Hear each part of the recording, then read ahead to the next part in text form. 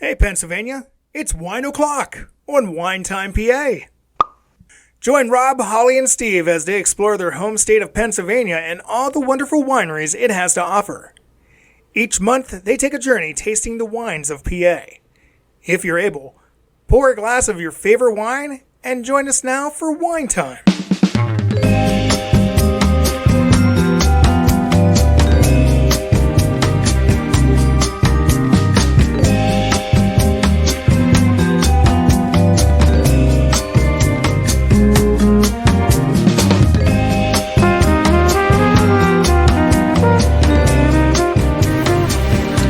Welcome to Wine Time, PA. I'm one of your hosts, Holly, and today I'm joined with my co-hosts, my husband, Steve. Hello. And our good friend, Rob. Hi there. For those new to our podcast, we are three everyday wine aficionados who have turned their weekend hobby of trying to visit the close to 400 wineries in their home state of Pennsylvania into a podcast. So each month we feature a winery and we tell you about our visit.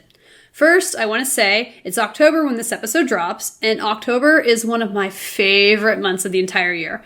I love the changing leaves, the cooler temperatures, the fall festivals, all the fall favorite food. Yay, fall. Woo! And of course, October is PA Wine Month. So, woo! Happy PA Wine Month, guys. And to you. May the wine keep flowing. That's right. In honor of this, we're actually going to be featuring 2 episodes this month. Ooh. So look for our second episode coming up on October 15th. We're still keeping with Wine Wednesday. Now today, we're taking a little break from our Lake Erie region, but don't worry, you Lake Erie fans, we will be back to that region this month in our bonus episode in 2 weeks. Today, we want to feature another PA wine region, AVA, that we haven't really discussed yet in this podcast, surprisingly, and that is the Lehigh Valley area. For those unfamiliar, this area is outside the Allentown region, and I don't know about you two, but I am super excited to discuss this winery today as we had an amazing visit. And that winery is... drumroll? It's Stony Run Winery. It was founded in 2013, but its first vintage and tasting room occurred in 2015. The current tasting room is located in the town of, I feel like I'm going to bring this. Breinigsville. Okay, say Rob's from the area, he probably knows. All right, thank you. I think that's how you say it. Okay, Breinigsville. Though you may see it called the Cellar by Stony Run on Google Maps. So, just if you put Cellar by Stony Run, you'll find it. We thought this was an excellent winery to feature for PA Wine Month as they sell 100% estate-grown wines. It means they grow and produce everything on their estate here in Pennsylvania. Yeah, and this might be a longer episode because we're going to dive into some of those features as we go on in honor of PA Wine Month. Yeah, super excited. Anyway, I want to say they are very passionate about showcasing and educating people about Pennsylvania wine, which is something that the three of us really appreciate. They may be my new favorite Pennsylvania winery, but, I have yet to encounter a bad one on this journey. Before I turn this over to Rob, who's going to give us a little bit more history and backstory, I want to give a huge thank you to Larry and George. Larry is the owner, farmer, and head winemaker, and George is the director of operations of the winery. When we visited, we met George first, the tasting room, who guided us through the tasting, and then afterwards we were given a behind-the-scenes tour of their vineyard and winemaking buildings with Larry.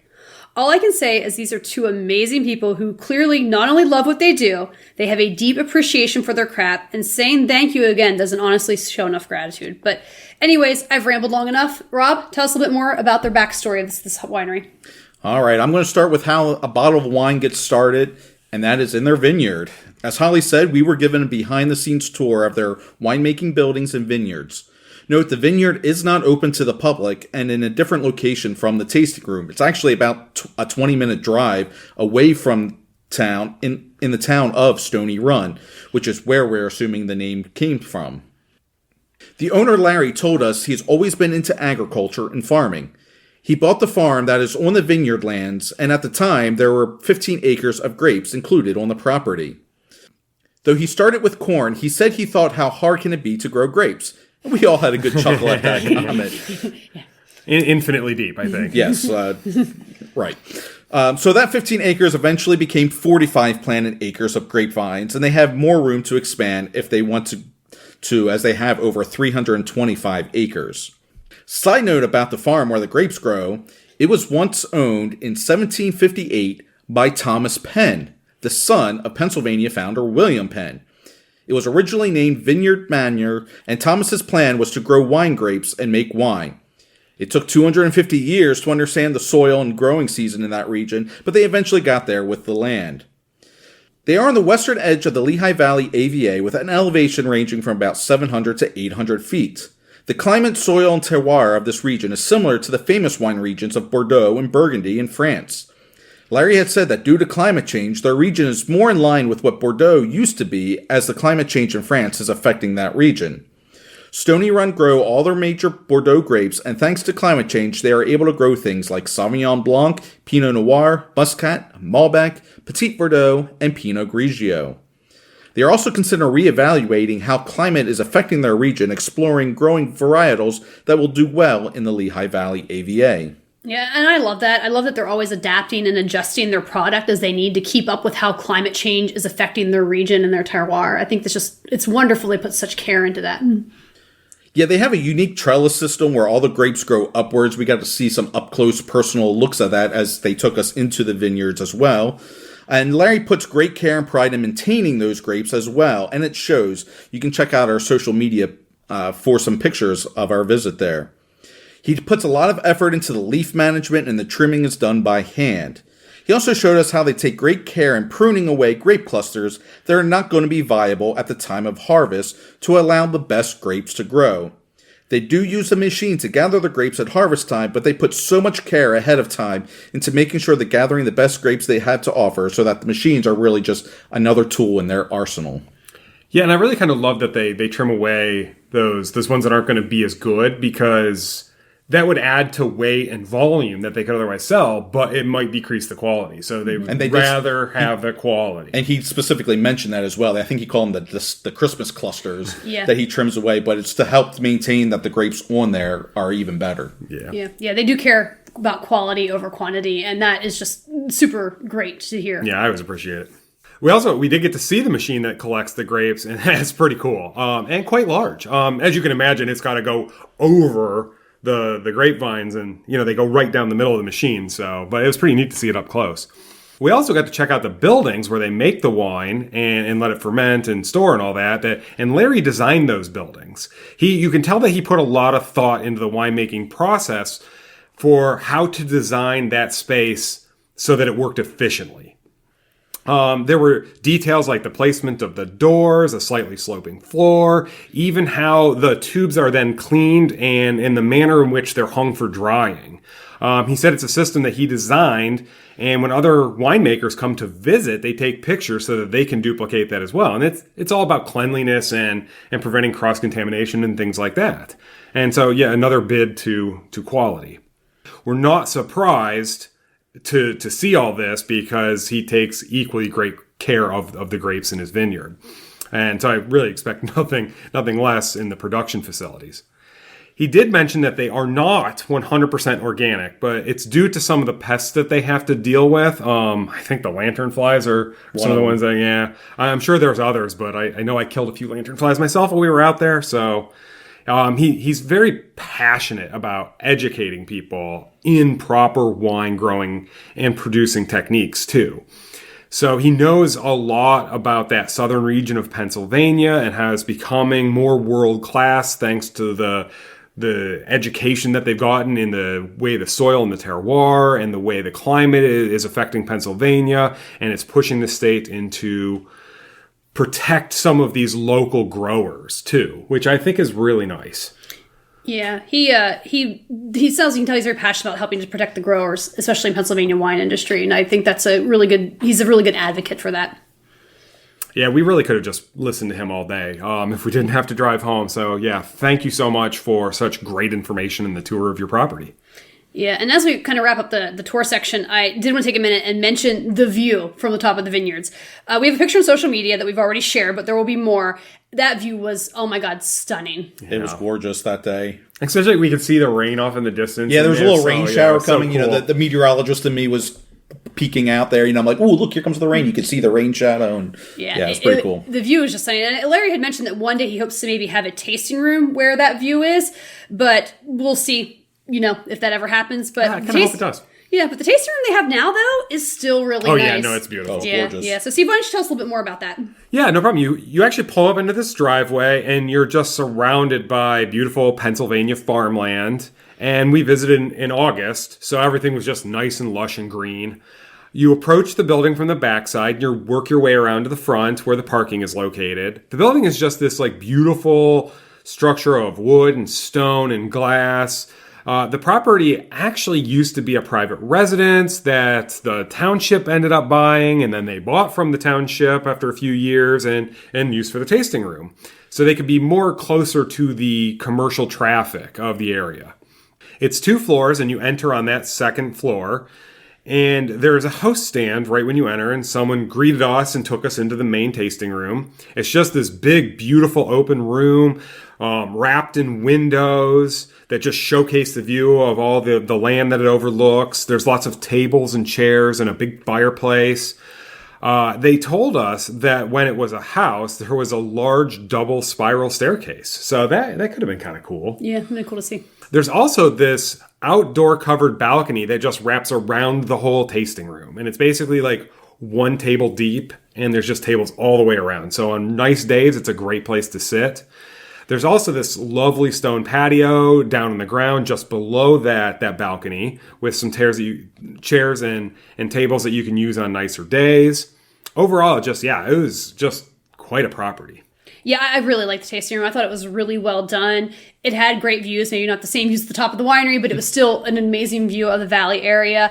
And honestly, this is an easy place that you could sit and hang for a few hours. Which we did? Yeah, there's plenty of space to relax and spread out. I also noticed that they had like some rooms off to the side for events. So as a former wedding and event planner, I think this could be an awesome place to host your event. We also forgot to mention that you don't need reservations to visit, and the tasting room is open Wednesdays through Sundays, but they have varying hours over those days, so make sure you check their website or social media for their hours that day before you visit. Tastings are done in 3 different ways. You can do a guided tasting where you get 6 1-ounce pours, or you can do a classic flight or a reserve flight.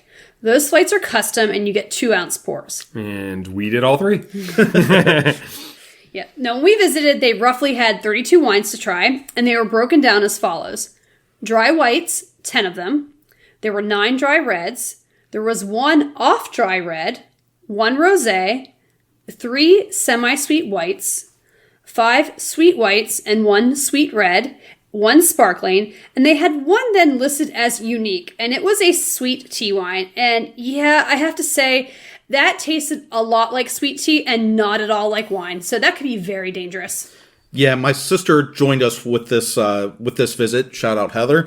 And we bought a bottle of that and took it home. And later in the week, we had some of that. And man, it tastes like tea. And I love iced tea, and that could be very dangerous. I don't even like tea, and I actually like that wine. It was really good. Yeah, you know it was wine. I wouldn't have known it if they wouldn't have told me that. But yeah, overall, though, it's a really nice variety. And if you're one of those sweeter wine drinkers and you were worried when we mentioned that the wine region was similar to Bordeaux and Burgundy, and you were thinking, oh, maybe this isn't for me, don't worry. They definitely have you covered as well. As far as purchasing the wine itself, bottles of wine range from $15 to $45, and only a couple of them were on the higher end of the price range. Most of them were reasonably priced, generally $25 or less at the time of our visit. If you're not into wine, you may have noticed on the sign as you arrive that not only does it say Stony Run Winery, it also says Hawk Mountain Distillery. Yep, Larry grows and distills his own spirits as well. Busy man. The name comes from Hawk Mountain Preserve, which borders the farm. They grow white, yellow, red, and blue corn and make vodka and bourbon. They also have rye whiskey. They also soon to release some gin, a grape-based spirit, a port, and a sweet and dry vermouth. They also have more in development, so if you are a distillery fan or know somebody who is, be on the lookout for that. They do also have some cocktails available with these spirits if you don't want to try them straight up. They also have some craft beers and some wine slushies for those fans. And for non-alcoholic beverages, they also have bottled waters and sodas available. In terms of food, they offer a few light bites to snack on. They have a cheese board, a charcuterie board, a fruit and vegetable board, and a hummus trio. And we tried the hummus trio, which was garlic hummus, roasted red pepper hummus, and a spinach and artichoke dip.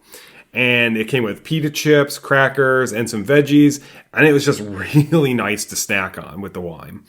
We have a picture, so check it out on social media. We also want to mention George, again, the director of operations. And we got a little bit of backstory with our tasting.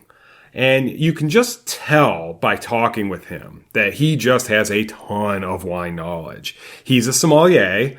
He was born and raised in the famous wine region of Napa and ended up in Pennsylvania in 2002. His wife and family just wanted to stay in the area and drop some roots.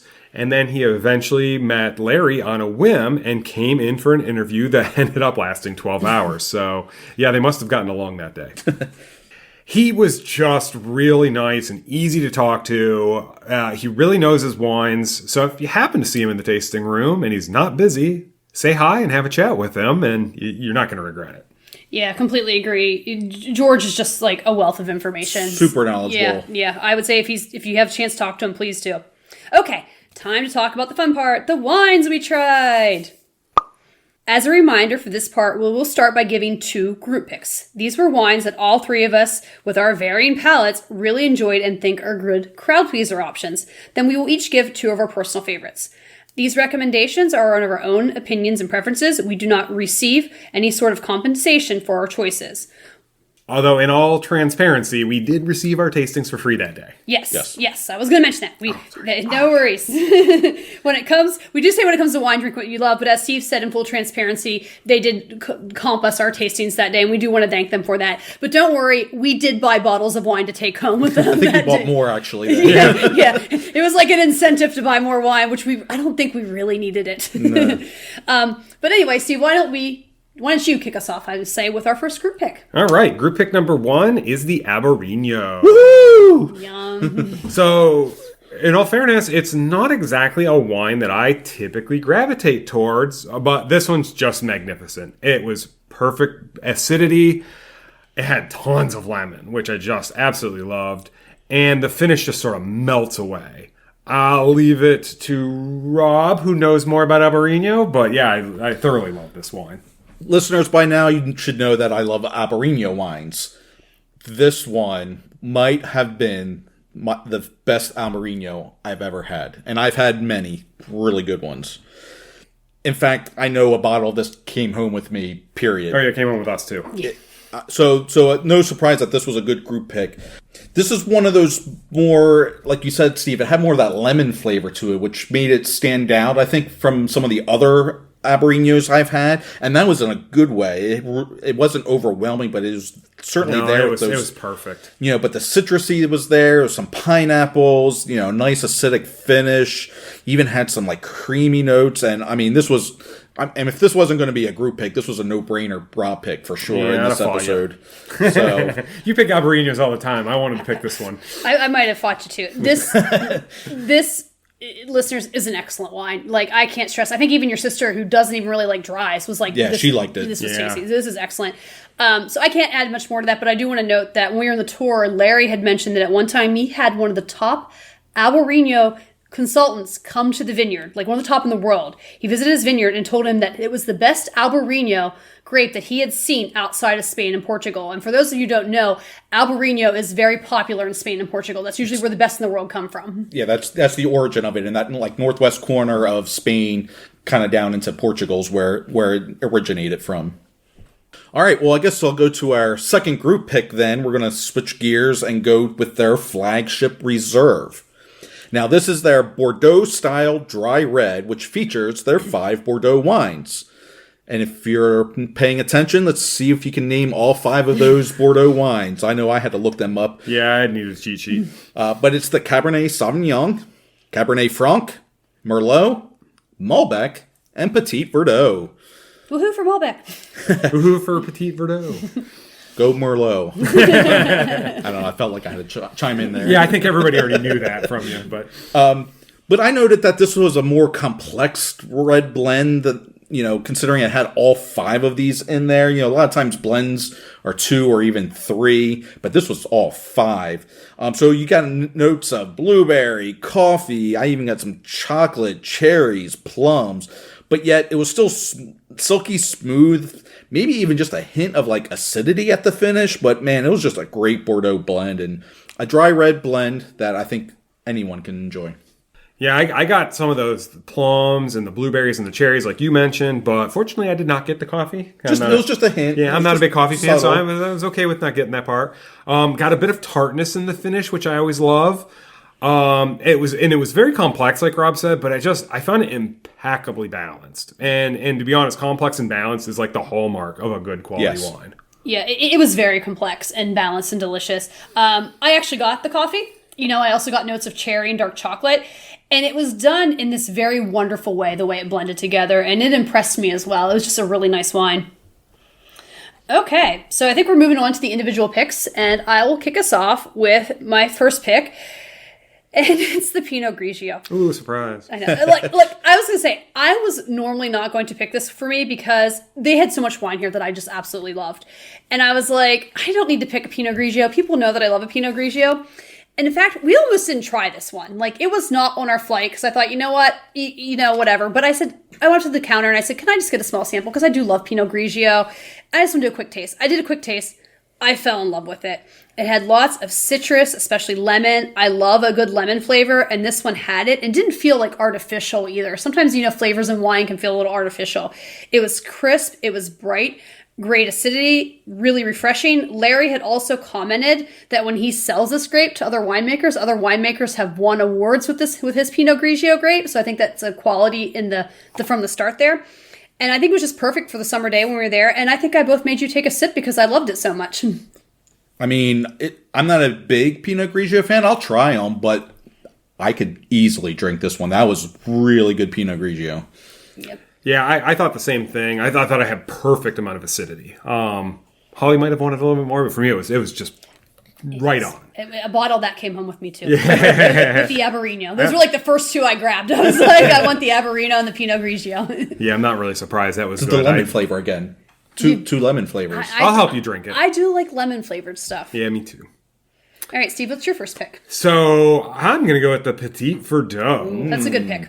I was actually absolutely floored by this wine. So it's a medium bodied dry red. It's got hints of berry and plum, touch of spice in the finish, and just the perfect amount of tannins. Every flavor of this wine just smoothly transitions to the next. And what's really kind of cool about this one is Petit Verdot is used a lot in red blends, but it is not usually found as a single varietal. I don't think... And a lot of times the grape stands up great on its own, but it's great for blending with other things. This one was just wonderful on its own. I definitely recommend giving it a shot. You don't see it a lot. I just thoroughly enjoyed this one. Yeah, I really did too. I was just kind of looking at my notes and I had written it had a really nice aroma, that it was deep and rich with like violets and maybe some dark fruits. It hits you with those dark notes, and then you get some of that fruit that you mentioned, and then like some spice that kind of finished there. And I just really enjoyed this as well. I thought it was a really good, well done wine. Yeah, I tried it because we try everything, but I was pleasantly surprised by how much I like this one. I was debating between the Petit Verdot and what will be my second pick coming up in a few minutes as a pick because, yeah, like you said, Steve, these tend to be more in blends than on their own, but this was, I think it goes back to what we were saying earlier about the quality of grapes and the care and meticulous nature that George and Larry put into the winemaking process. And the growing. And that this grape, really did pop and really was an excellent wine and definitely one worth trying. But more on that second pick for me later. My first pick, though, I'm going to go with the Dry Vidal Blanc. I think I'm turning into a dry white wine drinker, as I've seemed to be, drinking them a lot more lately. Welcome to the club. Yeah, I'm an equal opportunity wine drinker. Now, so like I said, this is their dry version. I believe they also have a sweet, and their late harvest is made from the Vidal. So they have a lot of Vidal. But this is, again, their dry version. Again, just wonderful citrus notes of melon, maybe some honeydew, maybe even a little hints of like mango in there. There's some other flavors in there. I got maybe like a little apple or even peach in there. It was crisp, balanced with the acidity and the finish, and just really a wonderful dry white wine. Yeah, I definitely got some citrus and some honeydew in that, which I really like. And I think I like the semis, and in this particular grape better, but in this case, this dry one was just spectacular. Yeah, I really liked it. I picked up on the mango. I also got a little bit of like floral in there. The honeydew really overtakes it though. Yeah. It really does. I love that honeydew, which is Yeah. funny because I don't even like the fruit, but it was so good in this wine. Yeah, it was really good. I really did enjoy this as well, and I had it checked as one of my potential favorites for the day as well. All right, so Rob, why don't you tell us what your second, you hinted, individual pick is? So I didn't go with the Petit Verdot, but I went with another dry red, and that was their Cabernet Franc Reserve. So again, I'm going back to my roots with a classic dry red. This is, I like Cabernet Francs because they tend to have a little bit of a lighter body than most of your dry reds. This one had hints of raspberry, maybe even some like blackberries and plums in there. There was also some like notes of some kind of herbs in there. I couldn't quite tell you what it was, but there was something in there that was kind of unique that I really haven't seen before in wines. Maybe it was from some of the oak or maybe a little currants or something in there, but this was a silky smooth dry red, easy to drink, nice tannic finish at the end, and just a really great wine. Yeah, I enjoyed this Cab Franc too, and I did get those herbs, and I was with you. I couldn't quite figure out what the herbs Yeah. were, but it worked really well with the berry flavors. I think I even got a little coffee in this too, and I wonder if that's where that maybe comes from in the Maybe. blend that we had. But I thought it just had the right amount of tannins too, so I really did appreciate this version of their Cab Franc. I thought it was nicely done. Okay, so I'm going to talk what my second pick is, and that is their Chardonnay Reserve. Yeah, it's not too often we pick a Chardonnay. No, it's not. And I want to note that they had two Chardonnays. There was a naked Chardonnay one as well. And typically, if there's two Chardonnays, I like the naked Chardonnay. And the naked Chardonnay means it wasn't aged in oak. It was, fermented in stainless steel. This one impressed me a lot. George did say they only oak it like 3 to 6 months, where most places do it longer. And let's see. You do get the smell of the oak, but you also get the vanilla. I got that in some of the tastes as well, but I also got notes of bread and caramel. Of course, I got that butter and creaminess that you expect from a Chardonnay, and it just played wonderfully well together on my tongue. It was like not one thing didn't do out the other. You know what I mean? Sometimes when you try wine, like a certain flavor profile overtakes it all. This one just all balanced together really, really nicely in my mouth, and I really enjoyed it. Yeah, this one could have been one of my picks too. I thoroughly enjoyed this, and like you, I usually go with the naked Chardonnays as a go-to over the oaked ones. I don't like American oak, but this was in French oak, and I think that made all the difference, especially with that truncated time frame. I just thought it was perfect. It was creamy with vanilla, and the caramel stood out a bit. Yeah, it was wonderful. Yeah, and I think too, when you're talking about the oak, didn't he say they change the oak around often too, as to what kind of oaks and stuff that they use, or something like that? Yeah. Unfortunately, my notes don't, but I do remember something along those lines. I mean, I'll just go on the record and say I prefer the naked Chardonnay a little bit more than this one, but I could drink this one. It was one of the higher rated Chardonnays I've had, in our journey across the state. Definitely, at a wedding or something, I could easily drink a couple glasses of that. But yeah, I'll just throw a shout out for the naked because I like the naked Chardonnay just a little bit better. They were both good, but I think I like that French oak one better. Yeah, I like the oak one better. But to each their own. That's why we say drink what you love. To each their own.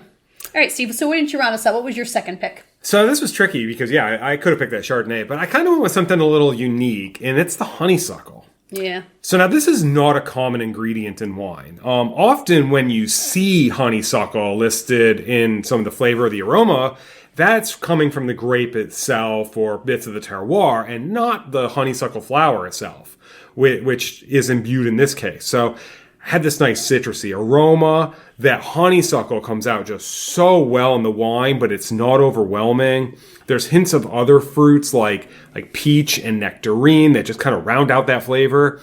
And while it is a sweet wine, it does not really drink overly sweet. In fact, it's very easy to drink. I especially could see drinking a fair bit of this on a warm day. Yeah, this was a surprise pick for me too because I'm not a big honeysuckle fan, but that was an enjoyable wine. Yeah, there's something I love about I called it a weed at first until I realized it was a honeysuckle bush. So I dug it out from where it was growing and I planted it somewhere else on the property, and I love the smell of it. But I never thought about eating the flowers, but I'll just drink this wine instead. Yeah, it really did have a really nice aroma. I've always loved the smell of honeysuckle, so this is one of those wines I could have just probably smelled, all day long. All right, so let's move into some honorable mentions. Steve, do you have any honorable mentions you want to shout out? I do, but I don't know how to pronounce this one. I always mess it up. Viognier. Yeah, I French. don't know. Yeah, you got to be I don't- French about it. Yeah, I used to be able to speak French well. That one's anyway. It's light acidity. It's got hints of peach. It's got a nice smooth and dry finish that just sort of evaporates off your tongue. And for kind of like a drier wine, it felt very refreshing. And that can be complicated to get done right. So yeah, I really enjoyed it. And how about you, Rob? My shout out's going to come with a caveat because I'm going to shout out the Traminette. Yeah, not a surprise for me. Not a surprise. One of my Typical favorites. Rob wine. And I thoroughly enjoyed the Traminette to the point that I would have made it a pick, except they're going to be discontinuing the Traminette. They said they pulled it from the fields. They're not going to be growing the grape anymore. Just wasn't doing that well for them. But, they do still have some in stock. It was a really good Traminette. So if you're listening to this, don't walk to Stony Run, grab yourself a bottle of the Traminette because it was a really good bottle. Yeah, I mean, it was a pretty good wine. It has to be gone, but again, that goes back to them knowing what's working with their land, Sure. Being in tune with that, and that's why they were like, yeah, unfortunately, it's time to move on from this one. But so I'm going to mention one honorable mention as well, and I'm going to go with the rosé. So, this had smell and notes of watermelon and strawberry. You get that in the taste, but it also had that classic rosé taste. I never know how to explain the classic rosé taste. I think if you're a rosé drinker, you know what I'm talking about. So, yeah, if you're a rosé drinker, this is definitely a must-try for you. Man, my notes say I got a touch of melon. I didn't get watermelon from that, and I kind of wish I had a little sample to try. Maybe I had the strawberry for sure, but Yeah, I got the strawberry for sure. maybe it was just melon and my brain confused it was watermelon. No, it could have been. It could have been. I definitely got melon. It just wasn't enough that I could, pull Yeah. watermelon. Well, I think sometimes too it's easy with our brains. Like you see pink, so when you taste Watermelon. melon, you go to watermelon just because of the color. You know what I mean? It's interesting. All right, so Rob, why don't you tell us about some of their award-winning wines? yeah, they have several of their wines win prestigious awards throughout the years. Not only from the PA Wine Association, but from the Finger Lakes International Wine and Spirits, as well as San Francisco International Wine Competition. And that includes wines that we all like the Albarino, the Pinot Grigio, Late Harvest Dessert Wine, the Viognier, and the Chardonnay Reserve, just to name a few. I think we picked all of them, and we didn't touch about that late harvest dessert wine. But I mentioned it because I picked the Dry Vidal. Yeah. And that's made from the Vidal. Yeah, and I have to say, that was a great dessert wine, too. I think we all tasted it, and I think we all thought it was pretty good. George said that it's a great wine with cheese, and I think we kind of would like to give that a shot someday. Yeah. I could go for that. I mean, we could probably keep talking for 30 more minutes about all these wines because there were so many wonderful options to them. But yeah, that's a good shout out. Okay. In summary, Stony Run Winery is a can't-miss Pennsylvania wine experience and truly has something for everyone. Whether your palate is more particular or you prefer European-style wines, they've got something for you. They also have something for those who just want a good glass of a sweeter wine to enjoy. They're a great example of what can be done in our state, and any wine aficionado out there who isn't sure about PA wines should give this winery a chance. And since it's PA Wine Month, if you've never tried a PA wine or had a bad experience with one in the past, maybe it's time to take this month and give us another shot. And this is a good winery for that.